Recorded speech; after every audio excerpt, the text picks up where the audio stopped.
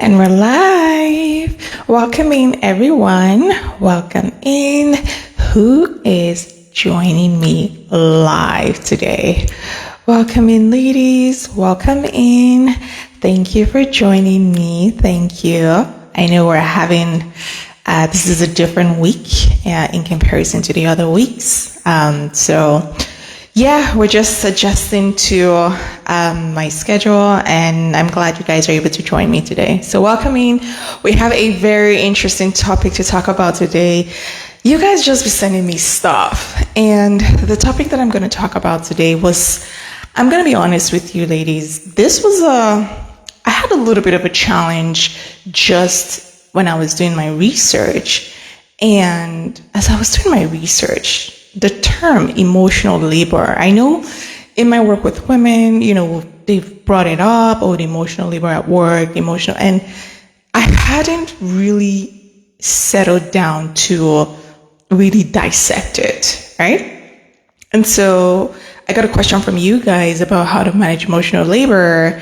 And I thought, this is the time. Let me go really look into this term within the context of what's going on, right? So we're going to talk a little bit about emotional labor, what it means, and what you can do to manage it. If this is the first time that you're seeing me, you are welcome. Thank you for joining me. My name is Abby, and I am a life wellness leadership coach. So I work with organizations and teams to provide wellness into their corporate strategies. I also work and coach women in leadership who are struggling and overwhelmed with their leadership roles and need some help. So I work with them to not just have balance, but also become better leaders for their teams as well. And so part of that job and part of that work is understanding these terms that women use, especially in the corporate world. And I say the word women use because I've experienced it in the past, but when I was experiencing it, it wasn't called that. Well, at least it wasn't known as that. And so what I'm finding out is I'm like, what is this term? And then I go research and I'm like, oh, that thing, right? So it's really interesting, this whole process. And I thought I would let you guys know. So again, welcome in everyone. We're going to get started because I do have a hard stop. So emotional labor. If you're someone who's struggling with this, I empathize with you. Okay? I empathize with you. Share your thoughts in the comments. But for those of you who have never heard the term, it was actually coined by a sociologist. And it refers to the process of having to manage other people's emotions while masking your own. And oftentimes it feels like it's a requirement versus it being voluntary.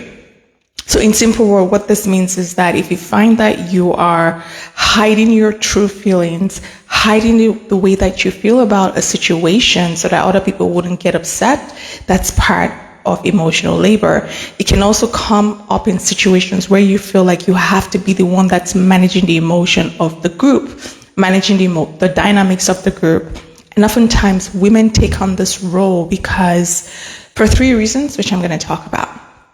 But women subconsciously take on this role because, number one, we've been conditioned to do so. Growing up as a child, or growing up as a little girl, we were conditioned to be likable. We needed to be likable. Now, part of our evolution is you do need to be likable if you want to succeed. That's true. Where it becomes different for women is that we were conditioned to project the need for other people to like us. And as part of doing that, we needed to hide our true feelings if we wanted to succeed. Part of the reasons why women had to always feel the need to be liked was because if nobody liked you, nobody was going to marry you, how would you survive? Remember, in that time of our foremothers, marriage equaled survival, right? You either stay in your father's house and your father can choose to throw you out, and then what happens to you? And so over the years, women have subconsciously taken on this role of having to manage other people's emotions, hide their true feelings, and almost develop this people-pleasing tendencies so that they can be liked. It's a very hard role to play, especially when you don't even know what's going on, which a lot of women are experiencing right now. And what will happen is that you notice that you're always feeling drained.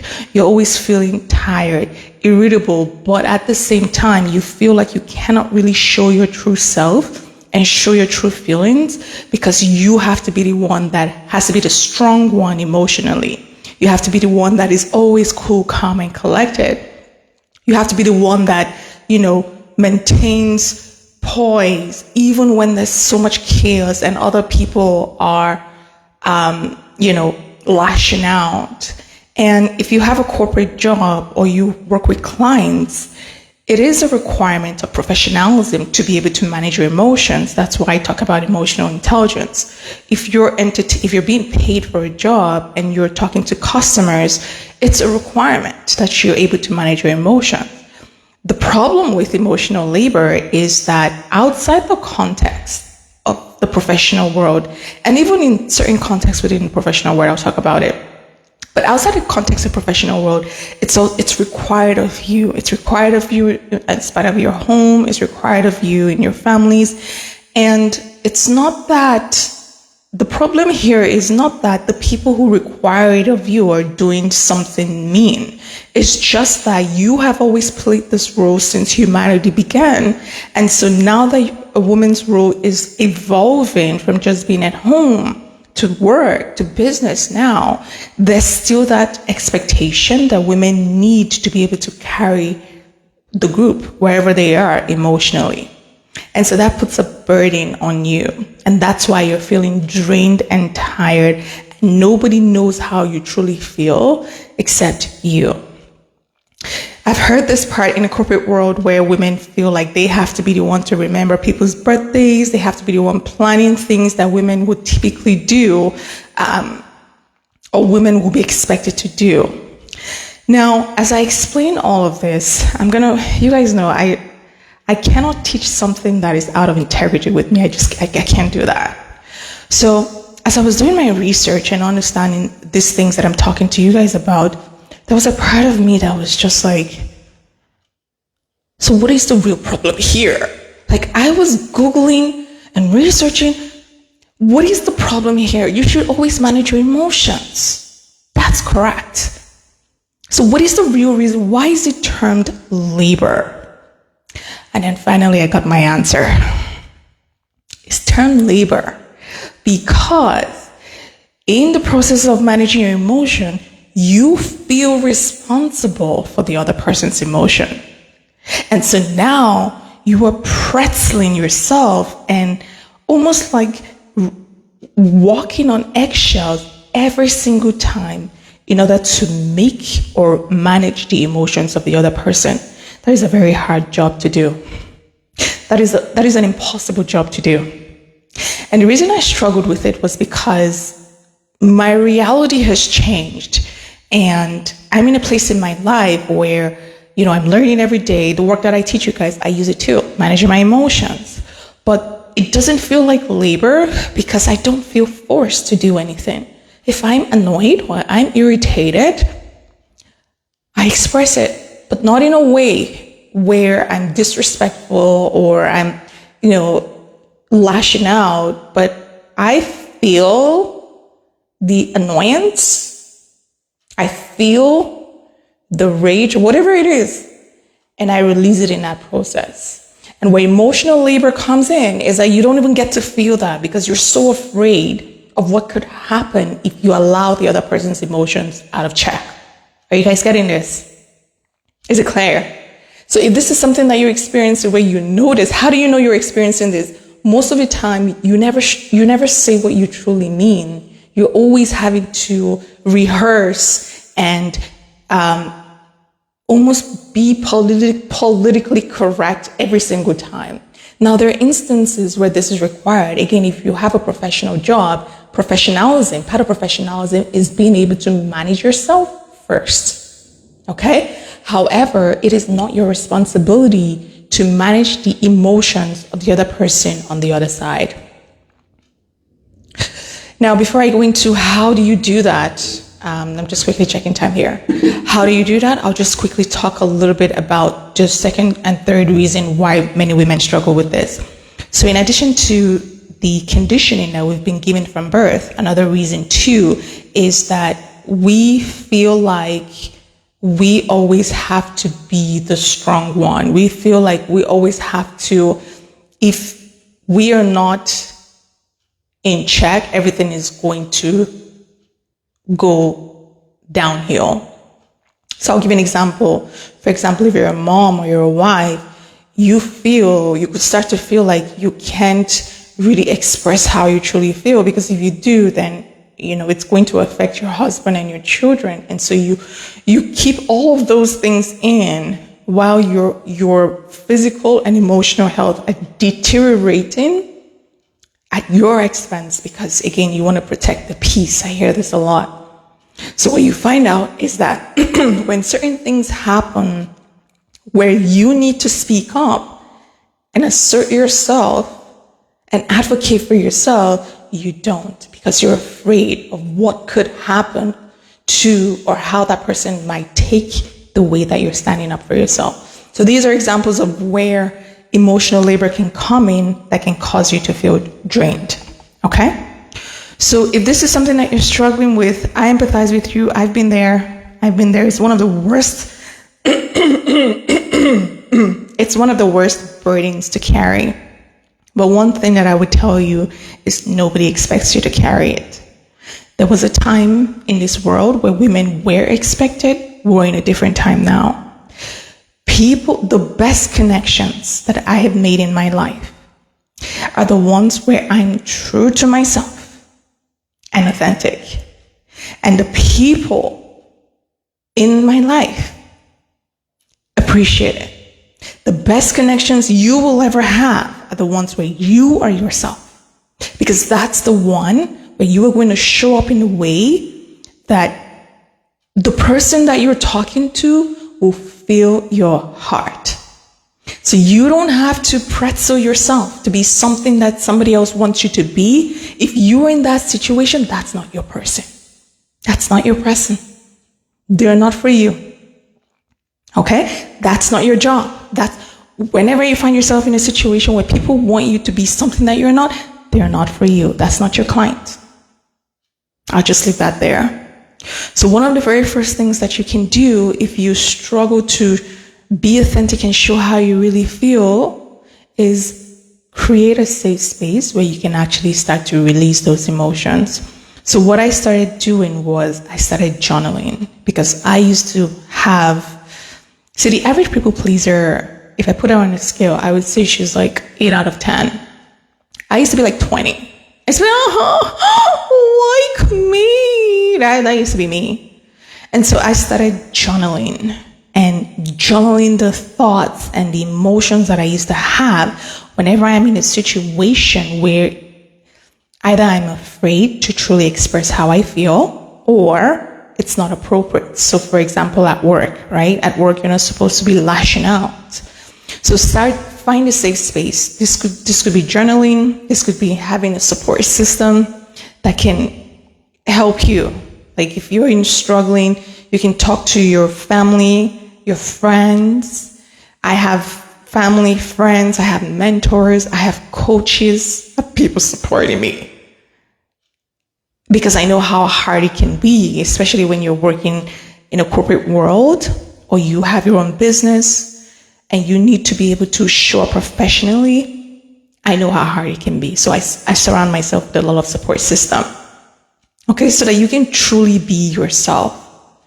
The other part to this is when you find that safe space, you want to start flexing the muscle of what it feels like to truly feel your emotions and release them. The secret to emotional intelligence is your ability to feel your emotions as they are coming up in the situation, become aware of it, and release them. It doesn't mean you don't feel anything. It doesn't mean you hide it. It just means that you are releasing your emotions as they're coming up and you are aware of it. That's it. And you having this safe space will help you recognize the things that you feel. Also, pay attention to the certain emotions that you're hiding. For me, it used to be anger. I used to hide, like whenever I'm angry, I would hide it and I would put a smile. Oh, it's all good. Everything's fine. Right? I used to hide that. Anything that was negative, I will hide it. Right? So pay attention to the specific emotions that you're hiding. If it's in front of specific people, pay attention to that too. That's a sign. If you notice that you have to put up a camouflage in presence of certain people, start to become aware of that, because then you can start to plan. The second aspect to this is practice what I call energetic boundaries. So boundaries are supposed to be energetic anyways, but within this context here, whenever, for example, you notice that you're stepping into meetings with your team, with your client, whatever it is, and you feel like in previous meetings, you're always the one that has to control the emotions of the group, you're always the one that has to regulate the group, practice boundaries. Understand, this is your part, this is my part. And energetically hold that. So what does this look like? This means that when you are in a situation of chaos, for example, and you do not feel like you want to regulate the situation, hold your energy back. Hold your energy back. I've been in situations where I'm talking with someone and I don't have the emotional capacity to hold space for them that time. And so they're sharing something with me that typically I would, provide that emotional support. But right now I'm feeling drained. I can't do that. So what I do, I hold back and I sit there and I'm looking at them. I don't say anything. I don't say, oh, I'm sorry to hear. None of that. Because I literally don't have space. So hold the pose. Don't speak. And just observe the situation. What's going to be happening is that your body's going to be having reactions to that because it's not used to you pulling your energy back, but that's what you have to do. Respect your boundaries. Pull the energy back and just observe. A lot happens when you're actually just sitting and watching, because what you would notice is that people are capable. And so they are responsible for their own emotions. And the filter that my brain has learned is that if this is not a child, I'm not responsible for your emotions. Period. If you are not a child asking for a lollipop, I am not responsible for your emotions. And so I use that filter as, this is an adult. If I'm not your coach, I'm not responsible for your emotions. If I'm feeling drained, I'm not responsible for your emotions.